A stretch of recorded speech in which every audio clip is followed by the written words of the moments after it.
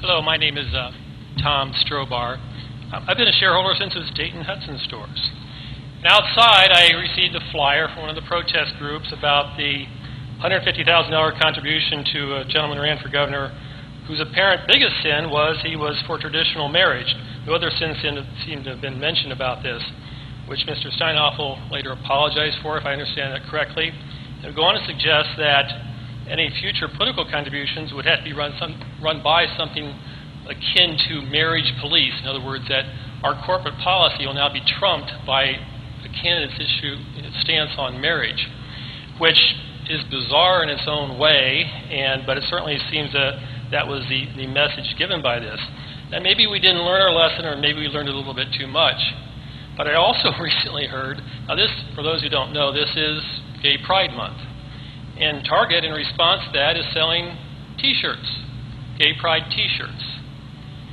They're giving the proceeds to an organization who seeks to overthrow the marriage laws in 40 different states in this country, which, by the way, the most recent state that voted on this voted 61 to 39 to approve traditional marriage.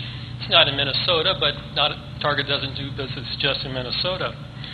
This same organization would seek to get rid of groups like Catholic Charities from the adoption business because Catholic Charities prefers married heterosexual couples to adopt children. And as a result of this, we now have boycotts from the conservative, pro-family, pro-traditional side. And it's somewhat for obvious reason. And my question is really, these are hot-button political issues.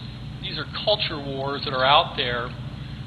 When are we going to start running this corporation for the interests of the shareholders, like myself and most of the people here, and not get involved in these hot-button cultural issues?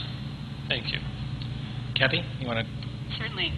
Target has many stakeholders, and we realize that there are strongly held views, very different views on this particular issue. And in terms of the Pride merchandise, we had been asked for several years by both our team members as well as guests to carry Pride merchandise, in particular as it leads up to June Pride Month.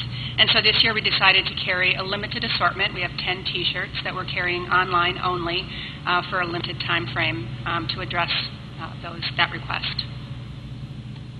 I can assure you, to your other comment, I can assure you that this board and all 365,000 team members at Target have our shareholders in mind, and the team works very hard every day to try and deliver great shareholder value across the enterprise. So I think it's a little bit of an unfair shot at the team that works so hard to deliver a great guest experience.